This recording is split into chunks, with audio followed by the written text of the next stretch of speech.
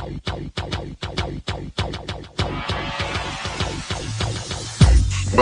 to the Odds Breakers, number one place for shared, sharp betting information.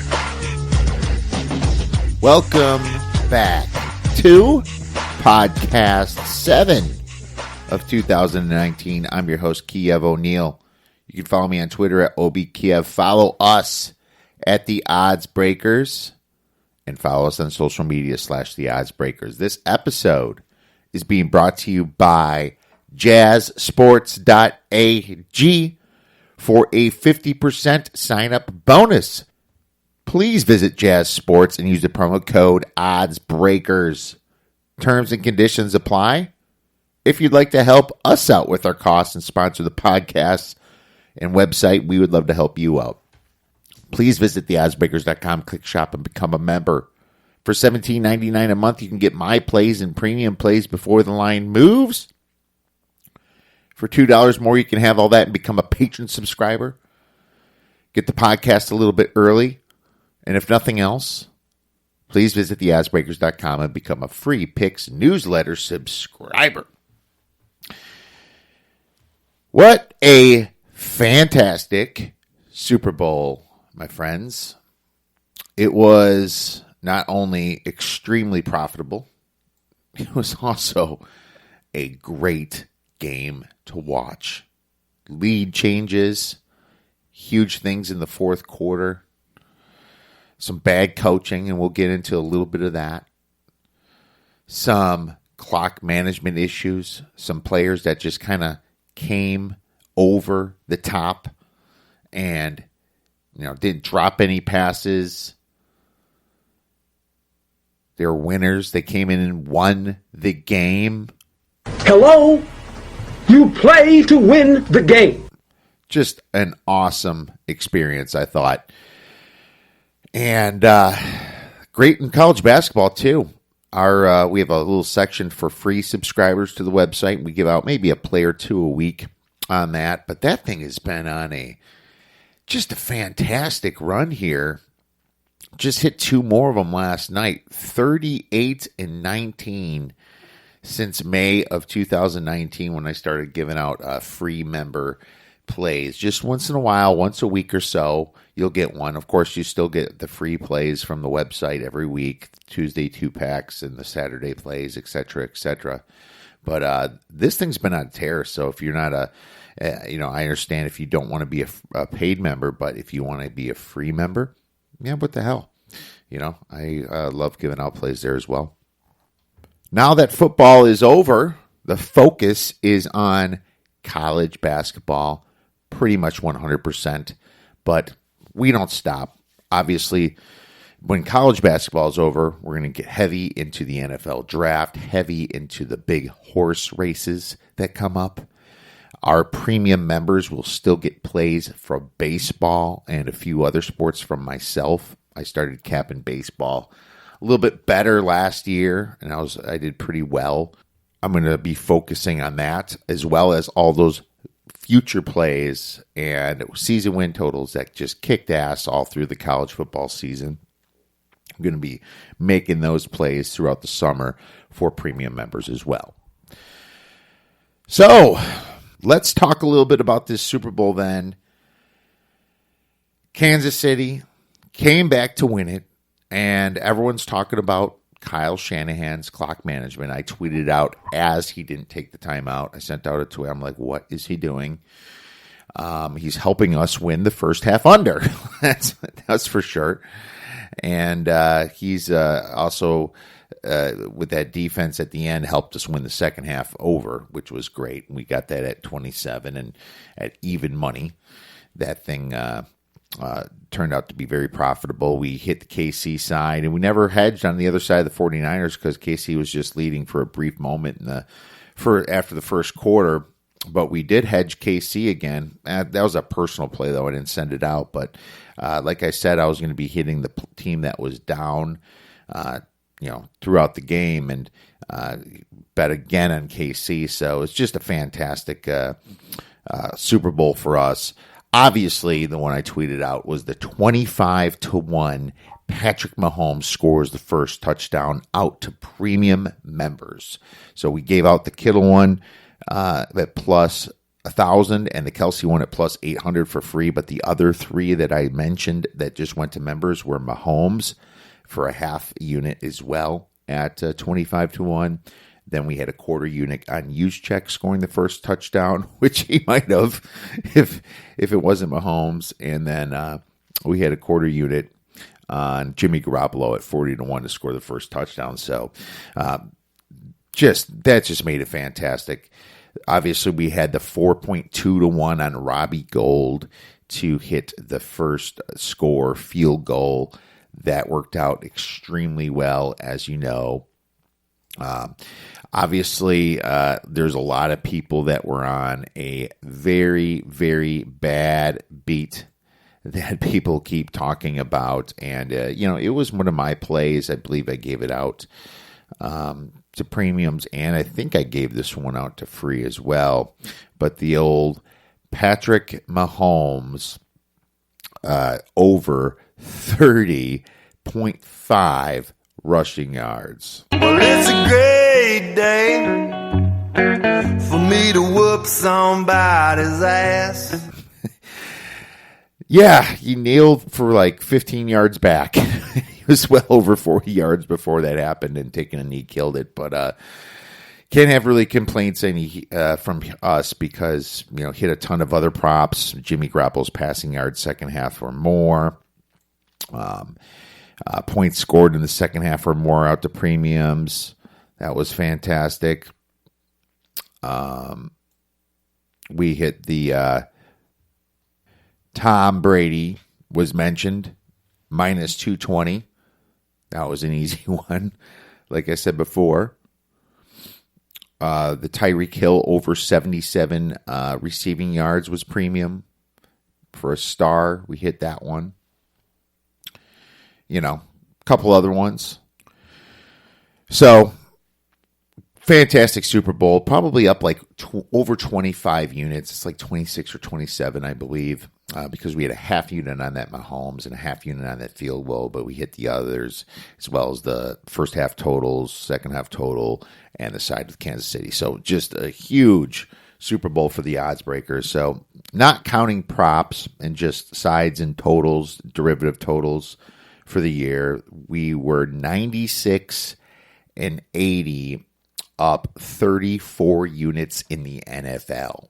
So, had a great NFL season. We were pretty much dead even last year, possibly even slightly down, I think. I can't remember. I was thinking I was only like 50% last year, but a great year this year for the NFL, and including the prop bets, we were up about 54-ish units. So was just a great Super Bowl, as I said. Now, what I do want to say about that Kelsey penalty, and I think I tweeted something about this out, that was pass interference per se, according to the rule book. Just like if somebody hits somebody with their helmet because they're bracing themselves, is a targeting penalty. But the problem that I had with it is that never got called. Okay? Like, you saw that with Kyle Rudolph, huge push out in the end zone to finish off the Saints. Saints getting screwed again. And then, now you call it? Well, Rob Gronkowski lived off doing that. Okay? Lived off of it. With his long 20-foot arms, he would push off about 10, 15 feet before the ball gets there. He would extend his arm, create that last bit of separation to catch the ball, and that never got called. Okay? Nothing was changed in the pass interference rule since Gronk, and they decided to call that during the Super Bowl. That was an absolute abomination and embarrassment again for NFL officiating. That's how inconsistent it is. It makes absolutely no sense to do that unless you're going to call every single push-off throughout the year a offensive pass interference. Absolutely terrible. So the Niners did get screwed because they just do what they want out there. Officials do what they want. Now, would it have changed the outcome of the game? I'm not going to say that it would, but it certainly would have gave the 49ers a lot bigger of a cushion. And you're talking to a guy that bet Kansas City. All right, I'm just saying what I believe. All right, I don't care about the betting side or anything else. I'm just telling you what I believe to be right, and that is that play does not get called most of the time, and they decided to do it there. Found that very strange. Kyle Shanahan did screw the confidence in his quarterback at the end of that second half. They definitely should have made a drive. The ball's at the 20. Give it a shot. You had tons of time and 3 timeouts. That's much time in the world. This is a Super Bowl here. Give the ball to your quarterback. That was a mistake. And some of his play calling in the second half didn't run the ball quite enough. Kind of just faded away. Was a little bit of a mistake too. I guess the way his thinking, though, was like, I'm not going to be able to beat these guys being up 10. I'm going to have to throw the ball and try to score again. I guess he's probably thinking that. So I do agree with that thought process. But he still should have ran the ball a little bit more because Deebo Samuel was just killing it in the first half. And, that's where their bread was buttered. So, my opinion, the Super Bowl was great. But the NFL still had to stink it up by changing the outcome of the game with that George Kittle pass. So, what's funny about these lines is that everybody was waiting for the lines to change, for it to go up. The public money coming in. Well, I'll tell you right now, the public money didn't do shit to this line. The books held themselves. I think they're still a little bit exposed on the over, but not terribly. The public didn't move it much at all, and there's probably a lot of sharper public people that don't bet a lot thinking under. Hell, it went down. People had to eventually take a number they didn't want to, 53, 52, I think it closed at like 52 in some books, 51 and a half even, but, it still went under to 51. As you can see, that thing could have changed if Emmanuel Sanders would have got a better ball thrown to him. That would have probably pushed it over, but that was huge. And, it just it goes to show you that the public is a little bit sharper out there, and the books are going to gamble off them a little bit too. The public didn't move this at all. The line didn't change much either. So another thing I wanted to talk about was everyone was expecting all these public money on these college basketball totals. They weren't going over either. The public money were going both ways. The Kentucky total maybe went to 144, which is just a normal day, normal Saturday, if anything. Maybe a Kentucky total goes up even a little bit higher, but it didn't. The Iowa total on Sunday stayed extremely low. It actually went down. Okay? So, just waiting for something to happen like that could be, you can actually possibly be on the side of the public yourselves, even if it's underplay. I think that just people are more educated. People are listening to sports bettors out there. Listening to podcasts. People talk to their friends who've listened to podcasts, and I think there's just a lot better information out there for people. That's my opinion from what's changed over the past few years. But anyways, want to remember that for next year. We have a great show for you today. I'm actually going to be doing the college basketball solo because we have Cub Fan Danny to talk about UFC 247. John Jones is fighting Dominic Reyes.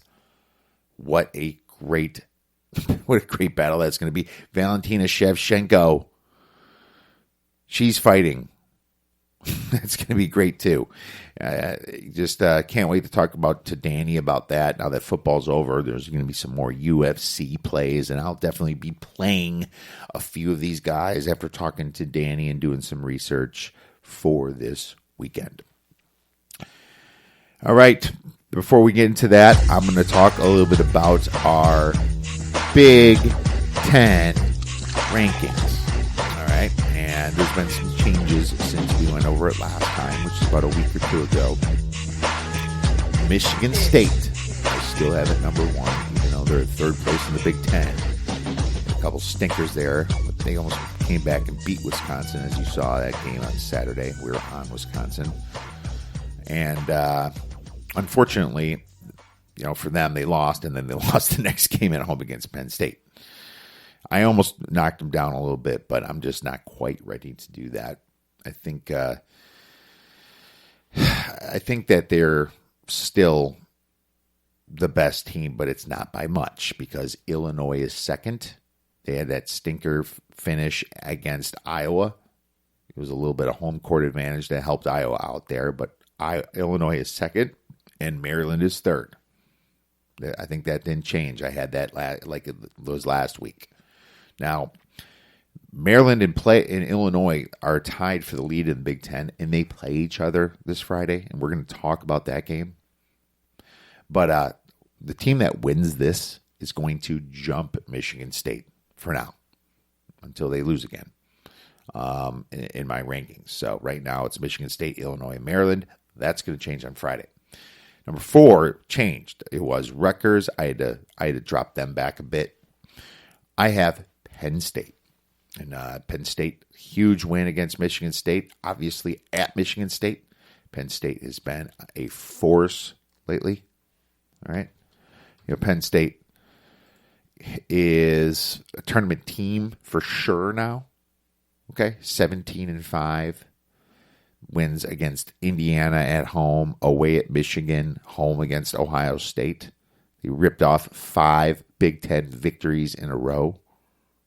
So, Penn State looking great. I think we have a future bet on them at 200-1. Next, we have Iowa. And Iowa, they just kind of keep ticking here, and they were probably going to be my next if they didn't lose last night bad at Purdue. And when I say bad, I'm talking by 36 points. I mean, this thing was at 90-some points, the total. It was, I think the total closed around 135, and the game was already past 90 points by halftime. Purdue couldn't miss. Purdue just so strange at home, man. And but Iowa just only could put up 68 points against Purdue. And, yeah, they faltered and they moved down a little bit. And next I have Ohio State beat Michigan. That was a crazy game. Jay Billis went off, called it a football game, which it was. Ohio State was fouling Michigan every play, and it worked because they didn't get called for it. Michigan fouled Ohio State some and didn't get called for it, but it was just more towards Ohio State and benefited them more. And but they're still a dangerous team. I really like Kyle Young there. He's very good. Wesson's a beast. Okay, so C.J. Walker. They're still a very dangerous team there. I have Rutgers next. Rutgers is in a little funk. They'll get themselves out of it. Geo Baker's too good.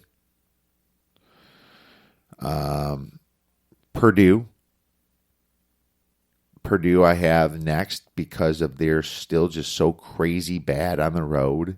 If they were better on the road, they should be. I mean, if they played like they played Iowa, they could be the best team in the Big Ten. But they don't do that on the road. So we'll wait on them a little bit. I have Minnesota next, who just took care of Wisconsin and kicked their ass.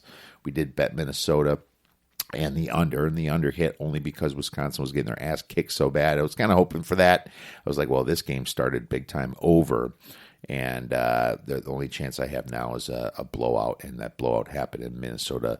Started running the clock at about 4 minutes left, so that certainly helped.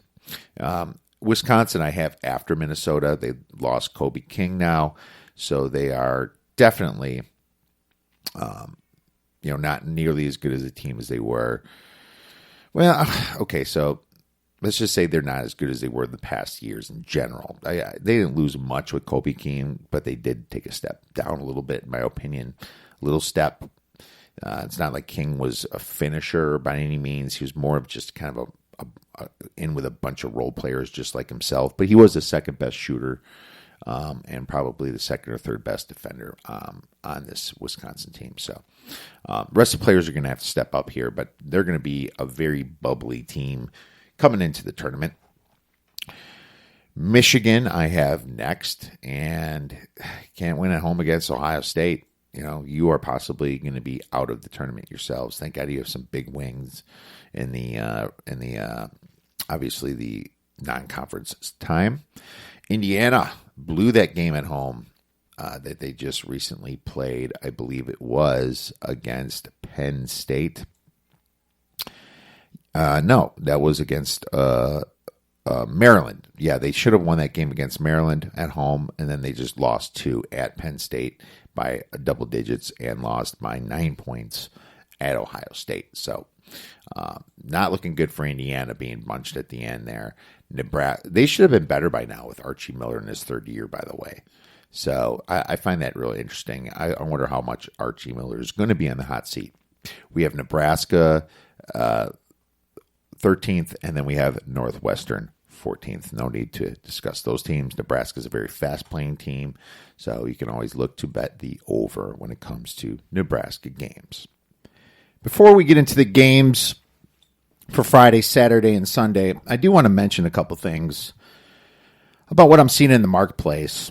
And it's happening a little bit more now that college football ended. I noticed it a little bit more in January, and definitely a lot more right now. A lot of the line movements you see overnight are flat-out setups.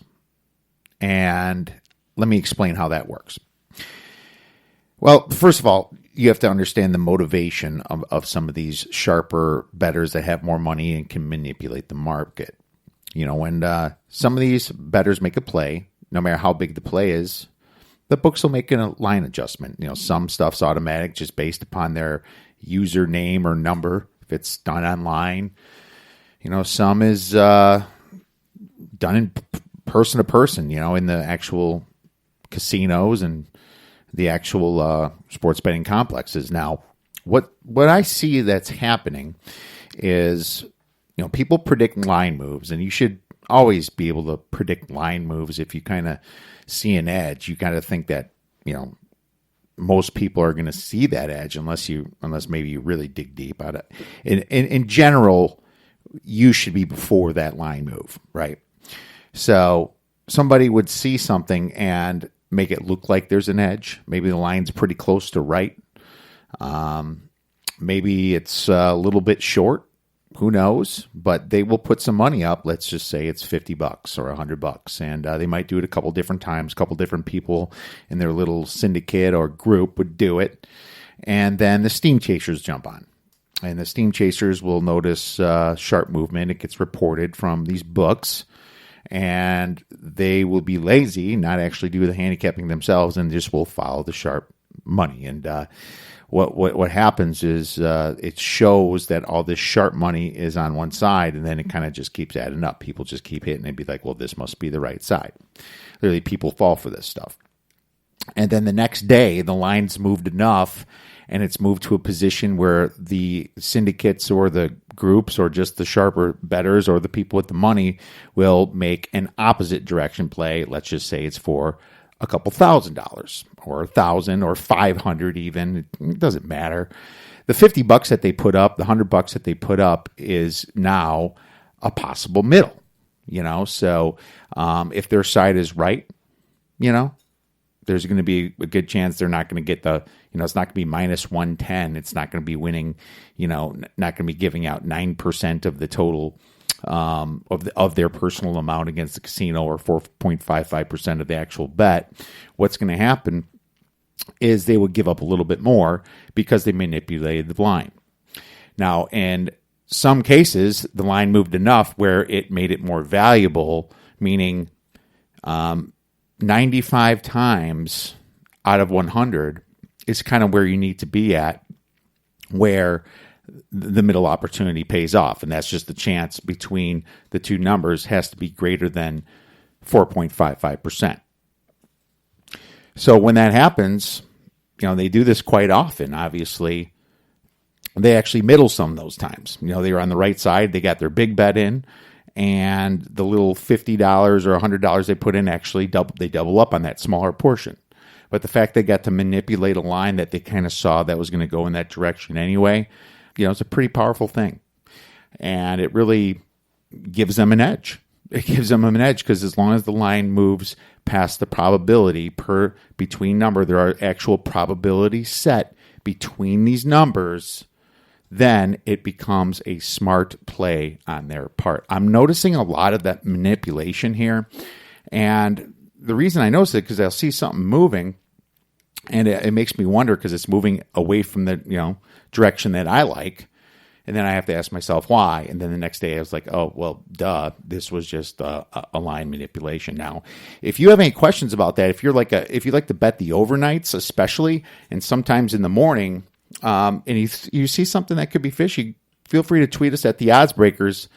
I can take a look at it and just give you my opinion. Now, I'm not always going to know. I do have some places where I look to see what's sharp and what's not. But there's no way of actually telling if it's a line manipulation unless it's off of my number, and I can just give my opinion on that. So just wanted to make sure you guys knew that. It's never great to steam chase. If you're really going to look for an edge, look where all the money is, 2 hours before the game, something like that. Then if there's a bigger difference between the ticket total and the actual money, it's a pretty large variance there, then you know that there's some significant sharp movement or side on an actual play. You suck! All right, let's get into some college basketball plays for this weekend, February 7th through February 9th. Now, I'm just going to discuss some games that are big as well, give out a few of my plays, and in the article that I send out on Friday/Saturday, usually has an extra play or so that I can cover in the podcast. Usually, it doesn't, not all the time, but some are leans because we are predicting these spreads as much as we can. And, basically you just can use a mix of the power rankings and KenPom. It's not hard to do that. Usually pretty close to right. Sometimes the casinos will already factor in some injuries and stuff that you hope that they don't. Once in a while they miss them. They'll miss them in the smaller conferences, that's for sure. But, like in the Michigan State, I wanted to middle that last week, but instead, they came out 4 or 5 point favorites over Wisconsin. So I was like, well, I'm just going to hit the one side that I like, the Wisconsin, and it ended up working out. But I wanted to try to hit Michigan State at -1, which would have lost anyway because Wisconsin won outright.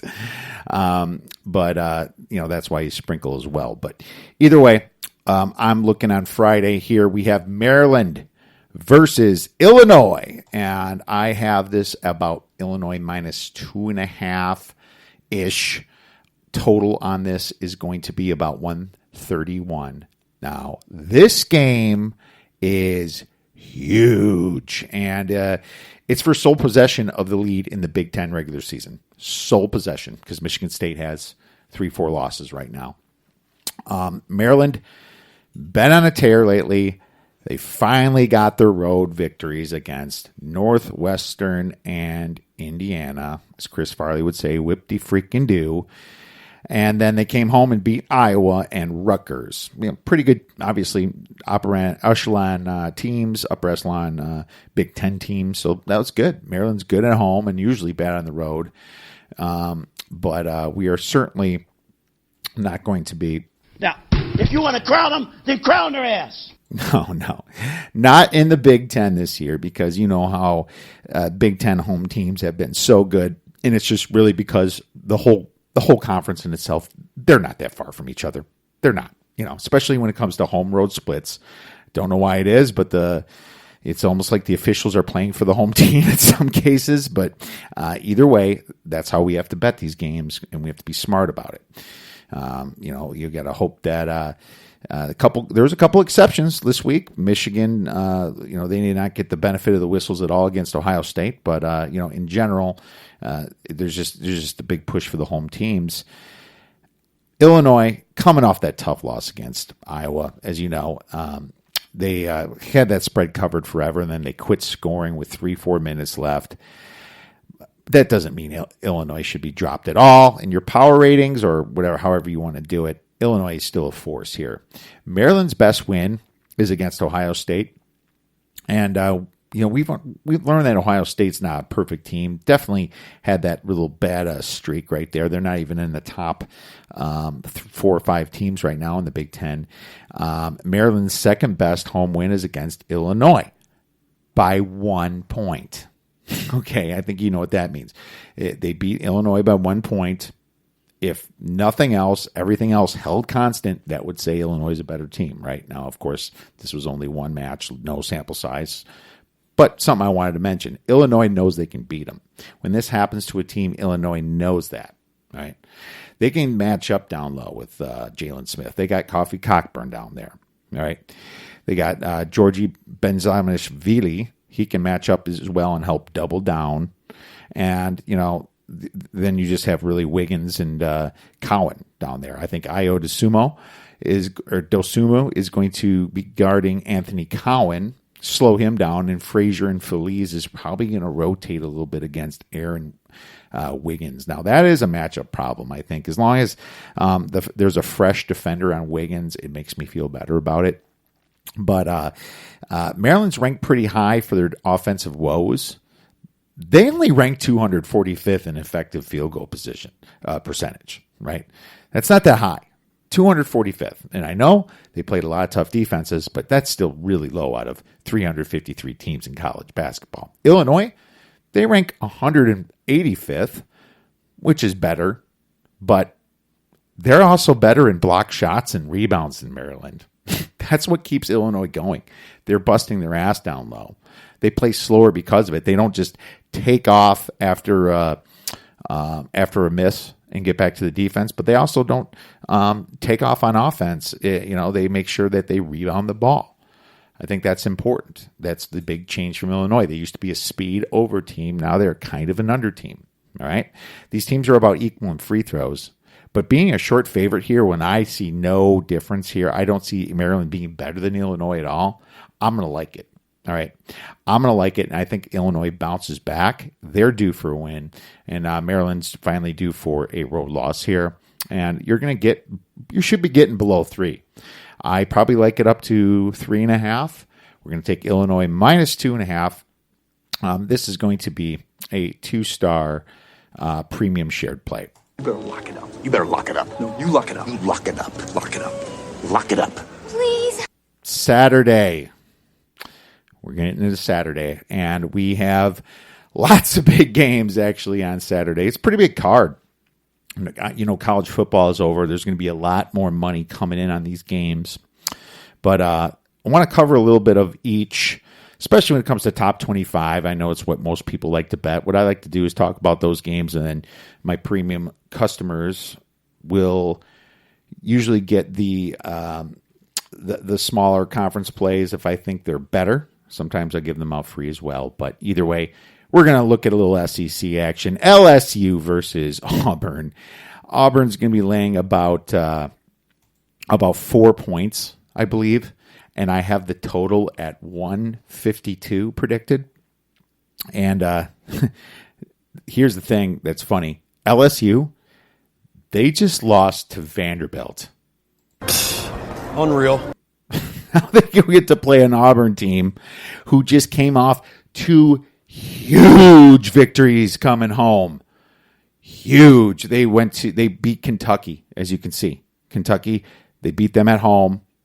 A lot of controversy there after the game. Then they go to Arkansas. They're losing the whole game. Then they push it to overtime. And then they beat Arkansas in overtime, an upper echelon SEC team. LSU plays terrible defense. I mean, the score is 99-90. It tells you all the times that LSU lets people back into the game. I don't know why Will Wade let Florida back into that game. Florida almost won it. I don't know how the hell Will Wade let Texas back into that game. D up. They make some weird mistakes there. They started playing slow when they're only up by like 12 points early in the game. That's not their thing.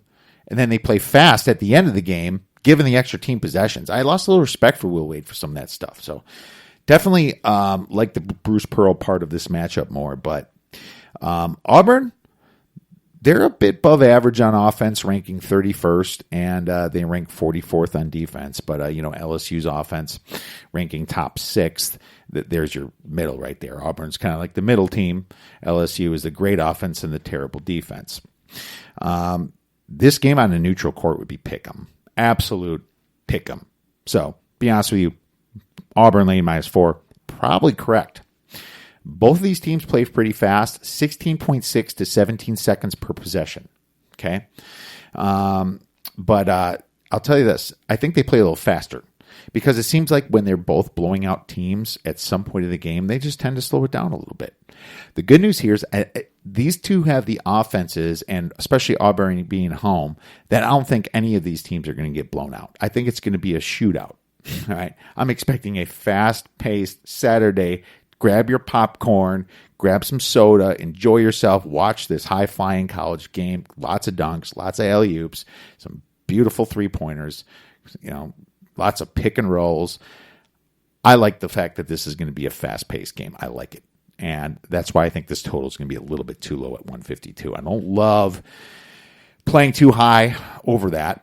And, these teams do have some height down low. So, it could be one of those where if they're cold, I don't like it as much.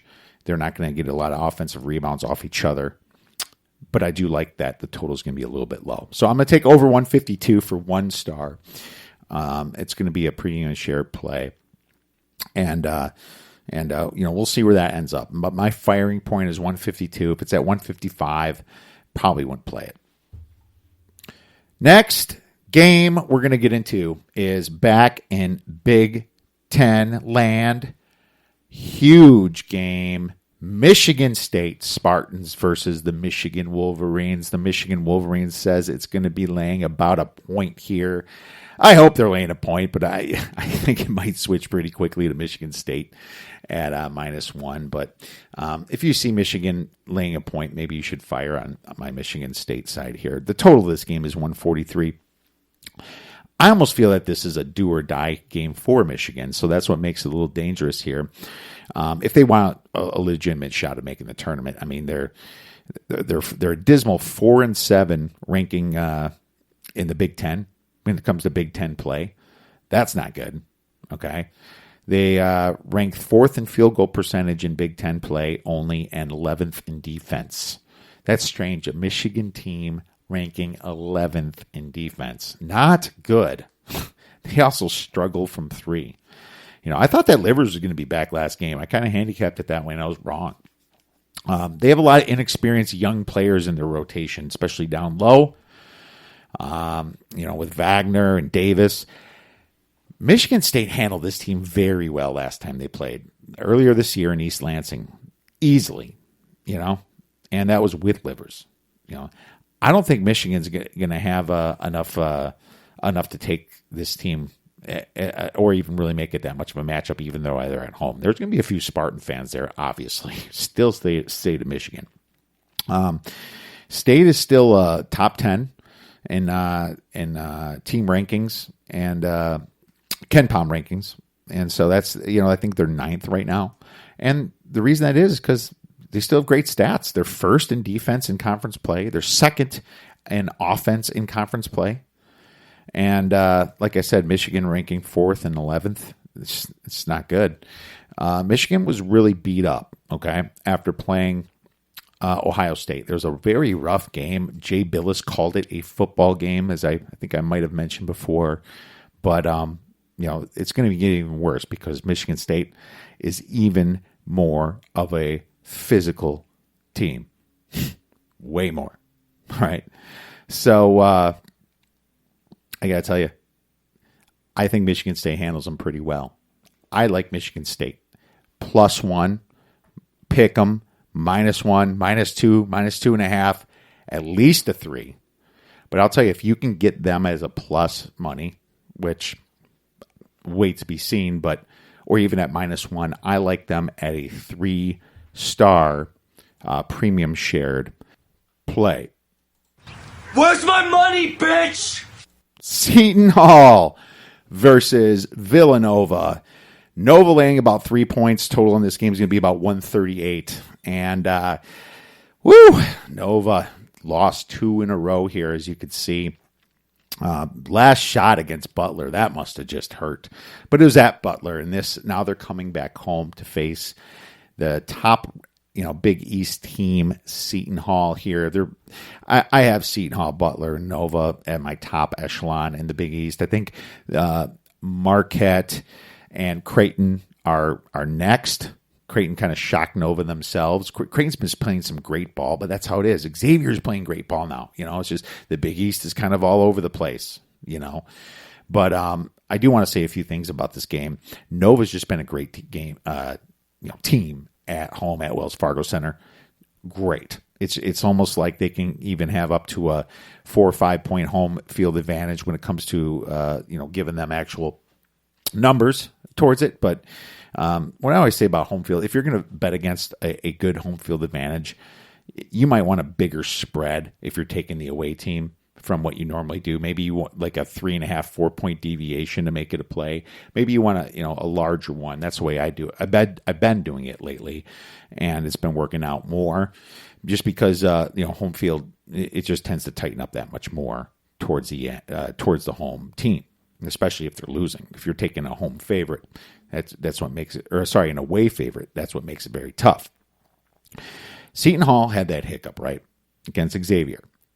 Part of that is, like I said, Xavier playing great, like Tony the freaking Tiger, great. And McKnight, they're one of their best players, their second best ranked player, went out with an injury that game. All right. Then all of a sudden, Nova goes to Georgetown, handled them pretty well. They couldn't pull away. Hall went to Georgetown, couldn't pull away. But Nova, they're a better shooting team. All right. They're a better shooting team than Seton Hall is, and Georgetown was without their, best player. I don't like that this is Seton Hall's second away road game in a row. Whenever a team wins a road game, I don't really like them the second road game. I just don't. Kind of usually ends up a little bit flat. Probably pull up the stats on that. Not going to do it right now. Seton Hall, they can lose. They can afford to lose. All right? They are 9-1 in the Big East. Villanova is 7-3. All right? 7-3. Butler, 6-4. Okay? So they can definitely afford to lose. Creighton is 6-4 in the Big East. And they can still be a number 1 seed in the Big East tournament. Villanova has a lot more to gain here. So at -3, this is not a play. If I can get this thing under 3, I'll probably have a play on Villanova. But that would be on my buy price. By price. I think that at -3, I'm going to lean Villanova. It's not a play right now, but wanted to talk about this game because it's a huge Big East matchup here. And wanted to just quick give you my thoughts. Virginia versus Louisville. Some ACC action. Louisville -10. Total on this game is 108. Woohoo! Ken Pom says 108. I went with 108 when I did the math. Let's see what Torvik says. I think it's probably pretty close here. Virginia at Louisville, they have it at 105. Okay, so it's going to be a low total.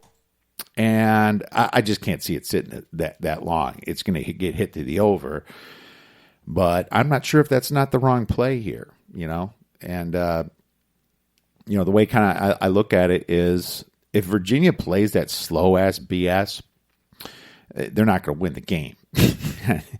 And I think that, Coach knows this. I think that, this is a huge opportunity, for them to kind of pull themselves out of the dumps here. Virginia is not in the tournament the way they've been playing. Hell, I just saw a projection for the ACC that there's only 4 teams in. So, yeah, Tony Bennett's this is a big game for him. But Louisville, their offense is just too good. They're going to score. They rank 15th in the nation in adjusted efficiency. They rank 26th in effective field goal percentage. They rank 4th in three-pointers, and they're at home. They're going to score. Doesn't matter. I don't care how stagnant and how good this Virginia D shows up. They are going to score. Virginia beat Louisville when they had their super awesome championship team where they lost, so many great players from last year. Players like Ty Jerome, Kyle Guy, DeAndre Hunter, right? And, Louisville knows that. It's kind of like, they kind of want a revenge spot if the way I would. Louisville lost to them twice last year. They know how they play. Now you have a Virginia team in the ACC that ranks dead last in offense and first on defense. So I expect Louisville to be winning this game, and I expect Virginia having to pick up the pace. And I also expect some fouls being drawn towards the end of this game. So, just looking at the way this should play out and the importance of this game, that total has to be too low in NCAA basketball. It just has to. Even if the math shows it, the math always doesn't take into consideration the fact that, Virginia played a bunch of terrible teams. And, that's why their record is 15-6. But when they play the top teams, they lose to Syracuse. They lose to Florida State. They lose to NC State. They did beat Florida State at home. It was a very close game. But, Florida State can also play slow and hiccup. Louisville is not that type of team. Louisville can play with anybody and any style. So I'm looking at the over. This is going to be a 10-point spread. I don't want to take Louisville, but I also can't bet on Virginia away when they shoot just so bad this year. So I'm a lean. I wrote it as a lean to the over. I'm probably taking it over 108. Yeah, what the hell? Let's just call it a play. Over 108. If it's at a 111, 112 would be a lean to the over. Over 108 would be a small play. So, that's what we're looking at for this game, and I think that's a pretty good one. As soon as he buy that wine, I just creep up from behind. All right, next game. We have Gonzaga versus St. Mary's. St. Mary's is going to be about plus 3.5. The total in this game is going to be 151. And you know what St. Mary's is going to be this game? There's going to be a bunch of Ryan Paces in the room thinking they're smarter than everyone in the room, and they're going to be a public dog. People are going to remember what happened when Gonzaga went to San Francisco last weekend, laying 10 points, whatever it was. San Francisco covered that baby and almost won it outright. All right. I personally don't think that St. Mary's is that good. Their Wisconsin win, their ASU win, their Utah State wins certainly do not look quite as good as they got credit for before. Their Pacific and Santa Clara losses look definitely worse to me than before. Gonzaga is the much taller team, faster paced, better coached. St. Mary's is the more experienced team. But this is a kind of a revenge spot, in my opinion, for Gonzaga. And yeah, Gonzaga beat them 2 out of 3 times. But in the WCC tournament last year, in the West Coast Conference tournament, St. Mary's beat them. St. Mary's beat them. And I think Gonzaga got a 2 seed, if I can remember from it. I can't remember if they were 1. I think it cost them the top 1 seed or something like that. I have to relook. But either way, no, they were the 1 seed. It cost them the top 1 seed, I believe. Okay, so Gonzaga had that scare at San Francisco, but this is going to help the perception on this. All right, so I like Gonzaga. Gonzaga, the way they play so fast and the way they can just score so quickly makes these smaller, below 5, below 6, below 7 spreads a lot more attainable. Okay. Gonzaga ranks 13th in the nation at 15.3 seconds per possession. And I try to adjust that for strength of schedule, but how can you adjust it in the West Coast Conference? They might even play faster now that St. Mary's is going to be a better team. So this is a play for sure for me. I'm going to be taking Gonzaga -3.5.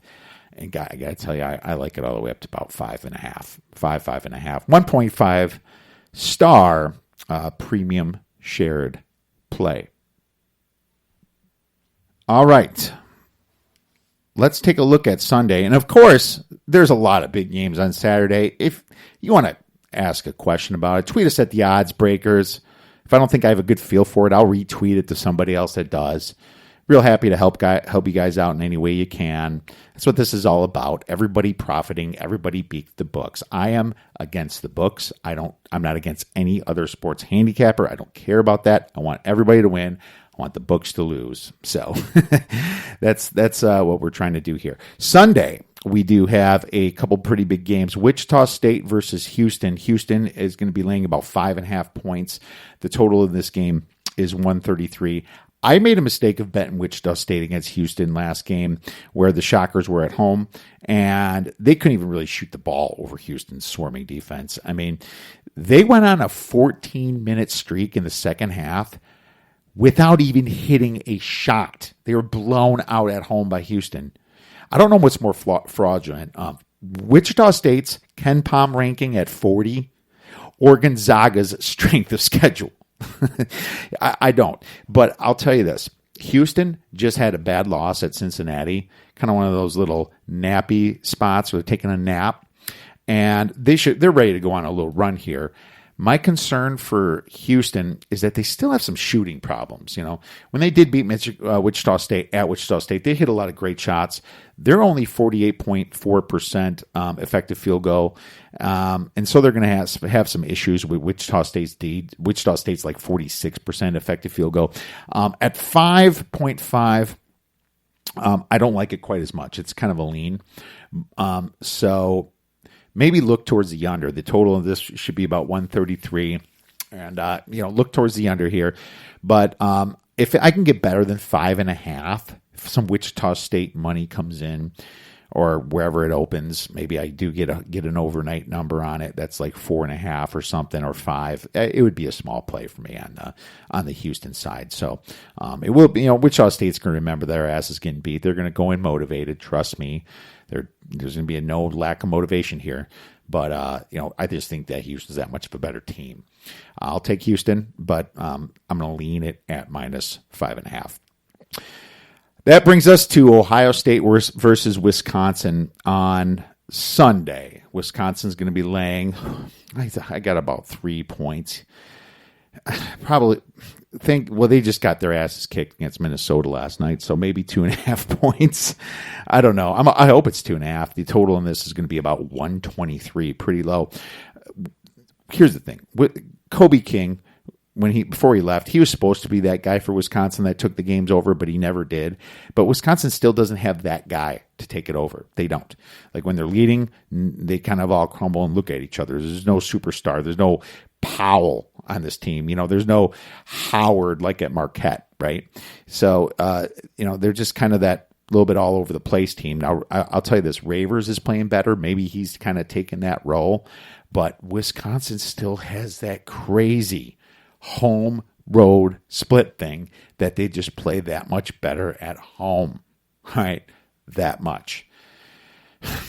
I think the smart money is going to be on Wisconsin this game. Now, Ohio State, Caleb Wesson, if they can't stop him inside, meaning they need Ravers and Micah Potter to get in and D him up, don't let him have anything easy. He's a lot quicker than you think for a big man. That guy is fast. He can scoot in. Plus, Young on the outside is very dangerous. But, looking at Ohio State's overall shooting percentage, it's really not that good. Ohio State, 121st in 2-point percentage. You'd think that'd be a little bit better down low with Weston. They have been shooting threes pretty good, but it's mostly at home. Okay? Not as much on the road. Matter of fact, Ohio State shoots 49.8% at home and 39.8% on the road. That's pretty big for a difference there. You know, that's pretty big. I don't even know if Maryland's that big. Let's see what Maryland is. Maryland is 43.5 at home and 38.9 on the road. So even a home road split team like Maryland is not even that bad. I won't look at Purdue because Purdue will probably show everybody up. But as far as Ohio State's concerned, that tells me it's got to be a play. Now, I can't trust Wisconsin as much. And, there's still all these whispers about his guard doing the right thing and everything. But one thing I will say is that Ohio State, they do not need to win this game. And Wisconsin kind of really needs it to get off that bubble. Wisconsin did beat Ohio State in Ohio State earlier, so you wonder if that'll motivate Ohio State. But this is why it's a smaller play rather than a big play. I'd probably put a star on it. So we'll see where that line comes out. But that is where I draw the line on that game itself. All right. Well, that's your college basketball for the weekend. Best of luck to you all. Now we have a huge event at UFC 247. Let's bring in my man, Cub Fan Danny. Right now, I am very happy to welcome back a longtime contributor to the Odds Breakers, Mr. Cub Fan Danny. You can follow him on Twitter at Cub Fan Danny, our UFC specialist. What is happening, my friend? Hey, Kiev. Long time, my man. Yeah. Well, yeah, it's been a little while since we covered UFC 246, which is what, 3 weeks ago, a month ago? Yeah. You know what? You're probably right. Lots happened since then. We had a Super Bowl on Sunday. Uh-huh. And lots of good things, my man. But what a big fight here. John Jones is back, and he's not suspended yet. And he's no drugs, no coke, nothing. Sure, that we know of, and fighting Dominic Reyes, and pretty big event because everyone likes to watch John Jones. Is he undefeated? I thought he was. He is. He's got I think it's a no contest or one loss. Yeah, 25-1. Yeah, they consider a loss illegal knee. Look, he was killing him that fight, and because of the illegal knee, that's why he was disqualified. And but he's really honestly undefeated. And Dominic Reyes, 12-0, but I don't know. Has he fought anyone big yet? I guess that's well. You know what? Why don't we start where you want to start in this on this card, my man? What are your thoughts here looking at this card? One of the things that every time I get on, I feel like when I get on and we talk about the fights and get to kind of do some handicapping here, I always say this is going to be the best card of the year, right? This is going to be the best card, and I always say how great the card's going to be, and this one's just okay. So, but there's things about this card that I think are going to be good, right? You're going to find some gems in here with some of the dogs, okay? Problem is, who's going to win? I'm not 100% positive. Do I know how many? I don't know how many, but there's typically going to be a lot of dogs winning here at 247 on Saturday, right? So, Dominic Reyes, John Jones, I think is going to be a fantastic fight, right? Jones is the GOAT, right? He's by far the most talented guy in that 205 division. His length, his striking, his ability, he's just really, really good. Do I think the competition was the best when he fought him? No. He's looked bad, and he's looked really bad in some fights, and people thought he lost, right? So he's admitted some of these guys, look, I'm not getting up for. I know I'm better for him. I'm not really training that hard on and on and on. Here comes Reyes. I don't think he's going to take Reyes lightly at all, right? I think this guy is trained. This is the GOAT, right? Now they've got a young 12-0 fighter coming in, same height, different reach, but the same height, big guys, powerful.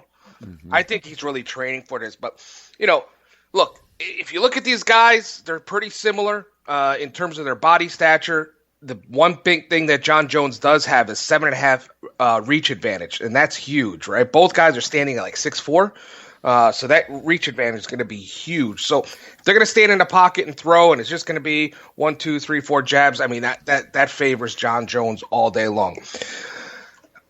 Reyes, I think he's really, really good, right? I mean, you look at who he's fought. He's beat the guys that they put in front of him, right? You know, is it the best top of the flight competition like John Jones has had to do for the past 3 or 4 years, right? No, not at all. I thought he was probably two fights too early to go for this championship belt. But look, both of their stand-up games is really powerful, right? My question on Reyes is he's never fought a 4 or 5 round fight. Right? So if the fight does get there and John Jones is kind of wearing him down 1, 2, 3, what happens when he gets to 4 or 5? What's his gas tank going to be like? Right? So if the fight goes 4 or 5, right, it's going to be Jones 100%. It's going to be potentially a knockout submission, either one of those rounds. So, but that's if it goes 4 or 5 rounds, right? We're talking about some big hitters here. So if you like Jones, you know, I can't drop minus 450 on Jones. The price is way too steep for me. But for me, Jones ending the fight with a KO or a TKO, I really like that a lot. You can get that at plus 235 right now, right? So what I just mentioned before round 4 and 5, if it's in the round 4 and 5, Reyes is going to go out because I just don't know his gas tank at that point, right? I've seen John Jones do it a bunch of times, right? So you look at, dropping minus 450. Jones does have in probabilities and all the calculations that have been run, 81% chance to win this fight. Okay. So there's still a chance that he could lose. All right. So this is where it gets me off and what I'm going to pick here. I'm going to run with Reyes' fight. Okay. I'm going to take the plus money. Right, we're sitting at plus 360, and it's going up. Right, I'm going to sit closer to fight time, so that's going to rise. I wouldn't be shocked if you can get it some places at 380 by fight time. So I'm going to roll with Reyes, but I'm also going to take the John Jones with the TKO, because you're going to get good odds there as well. Right, so in either way, it's going to look good for me.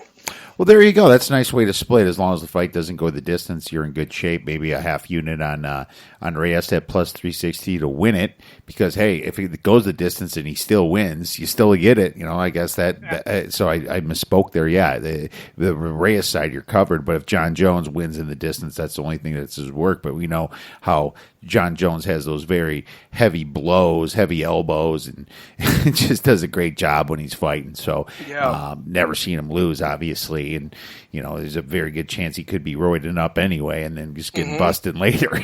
That's happened a couple times to him. So wins by TKO or KO plus 235 and Dominic Reyes at plus 360. There you go. You got action both ways there. So love that play, Danny. That's a great way to play this fight, my man. So what else do we have in this card? All right, we're going to talk about Lewis and Latifi right now. Okay, so this is the first fight on the main card. Okay, look, Lewis is so entertaining, especially after the fights. I was crying in laughter when maybe it's a little overextended there, but I was really laughing a lot here when after the fight, he wins the fight, he takes his pants off, and Joe Rogan says to him, "Why'd you take your pants off?" And he goes, "Because my balls are hot." Perfect. The place blew up. Absolutely a cold hero after that. So fantastic, right? And he's really fun to watch because he'll throw punches. But because he throws punches, he's a one-dimensional fighter only. 100% stand-up or it's nothing. He throws bombs. If it connects, it's going to knock you out, right? But typically I stay away from Lewis fights because I never know what he's going to give me, right? One day he could be a world champ. The next day he could be fighting in the backyard someplace. It's just I don't know what I'm going to get with him. Okay, so I can't lay minus 225 on Lewis. Now Latifi was light heavyweight at 205. Well, he's going up to the heavyweights, and that goes up to 265. So he's going to be a much smaller heavyweight, but he was cutting a lot of weight to get to 205. So he'll be really bulked up and big, and you're going to see this guy. It looks like his only career path could have been a fighter, right? And he's a little bit older. He's a wrestler. Some other martial arts, right? But he's really solid, right? He's one of those guys that's solid. Never going to be a champ, but he's really, really solid. So moving up, I think, is going to help his power a little bit. But the big thing is I see this fight going all 3 rounds. And the reason is I've got Latifi winning by 3-round decision. And for Latifi to do that, all he's got to do is get in close with Lewis, wrestle him down to the ground. He'll get all 3 rounds. Lewis is not going to give up, and I think at around 2.5, you're going to see Latifi really, really backing up and playing it safe so he doesn't get knocked out. So I like Latifi in a 3-round decision. Also with this fight, what can you play with? If the fight starts the 3rd round, which I think it will, that's at plus 135, right? Latifi wins by a decision, you're at plus 435. Fight goes a decision, right? Just a decision. Who wins? Plus 200, right? Or you can still get Latifi if you want him straight up. You think he's going to win inside 3 at plus 185. But those other 3 there that I just gave you, that's going to be a little bit fun to play with, especially when that does go into decision after the 3rd round.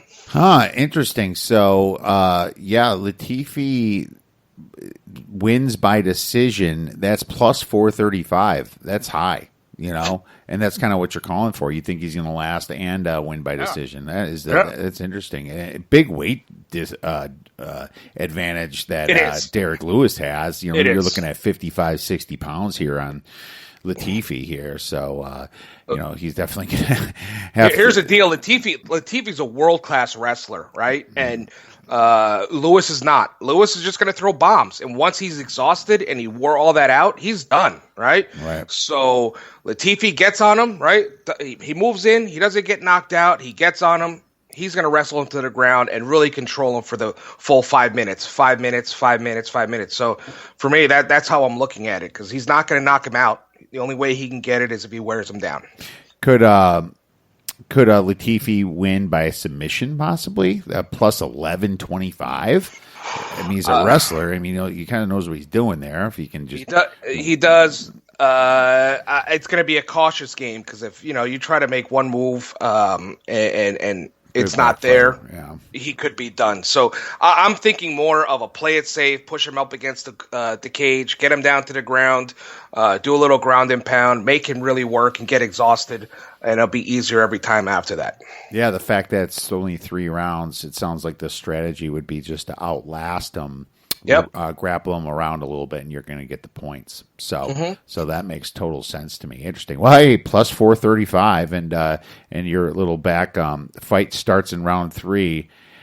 Means it gets to round 3 plus 135, so you can kind of protect yourself if you think that it's going to get to 3 rounds a little bit, just in case the other side wins. But interesting. That's pretty good right there. Like your angle on that one as well, my man. Well, we have one of our favorites fighting, and Valentina Shevchenko. She's fighting Chookagian, I believe. Chookagian. Yeah, that's close enough. Caitlin Chookagian, and I think I've only heard of her once before, to be honest with you. Yeah. And I haven't seen much of her. Looking at her numbers, her record doesn't look that bad. I mean, what does it say here? 13-2. And Shevchenko is 18-3, but Nunez was part of that one, and she's the only person that could actually hang with Nunez. And Caitlin, has she done anything? At this point, I just think they're throwing people in to throw people in with her. Right? Yeah, right. Yeah. I think she's just that dominant, right? And then when I'm looking at, okay, do I parlay this, right? Why would I parlay her? If I win my first bet, I want to keep it because mine is 1,000 right now, right? For Shevchenko. It's not adding anything. Yeah, that parlay is not adding nothing. And gosh, anything could happen. She could walk out there, twist her ankle, whatever, right? And the fight could be over and she loses. So I don't want to touch the fight because I think, for me, it's probably going to be a 5-round fight, and Valentina is going to end up outstriking her, and that's the way that fight's going to go. Yeah, so I guess if you have to bet this one, you would have to say Shevchenko wins by decision, right? And that thing is probably still at the minus. I would say. I'm trying to find the prop right now. I think I did see it was minus a lot. Wins by unanimous decision minus 122. That's unanimous decision. Okay. I'm just trying. Yeah, it's somewhere on there, minus 150 or something like that. I might take a piece of that because they're so light, There's usually not a lot of knockouts or even submissions in these fights with the women at 115 pounds, right? Yeah, well, Shevchenko does it, right? She's a beast. So I'm confident with her taking somebody out. If you wanted to get really, have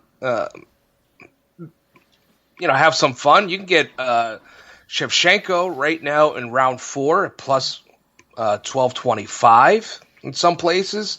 Round 3 for her plus 925. So yeah, she could easily end the fight quick here, but I'm leaning more for a decision. Yeah, and that's why it's minus 145. I did find that, so I was pretty close on that. Well, awesome, my man. That's pretty good. You got some plays coming on here. Is there anybody else worth looking at, or you just, like you said earlier, look at the dogs?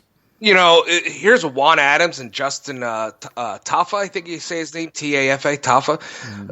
This fight's going to be a knockout, one way or the other, and both of these guys are so young. Tafa lost his last fight, but he slipped and got cracked and he got knocked out. The other guy, Adams, lost, but they both have massive power. This fight's going to go quick.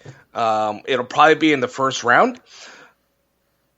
Justin Tafa is plus 210 right now, and Adams is minus 250, right? So they're saying there's a big disparage there. I don't see it. I think either one of these guys can go with one punch, right?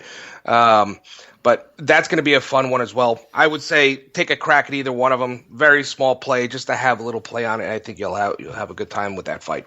Yeah, there's also a fight doesn't go to decision minus 300. So that tells you what you just said right there. This fight has got one of these guys getting knocked out here. So very interesting information on that. Well, thank you so much, Danny, for coming on. I really appreciate it. Listeners love it. And if you have any questions out there, tweet at Cub Fan Danny. He'd be happy to answer that for you. Thanks a lot, Danny. Enjoy the fights this weekend. All right, Kiev. Thanks. All right, that was Cub Fan Danny, my friends. Thank you so much for listening to episode 7 of 2020. Like I said earlier, if you have any questions, please tweet us at The Odds Breakers. Have a fantastic time watching the games this weekend, watching the fights, and go get some winners.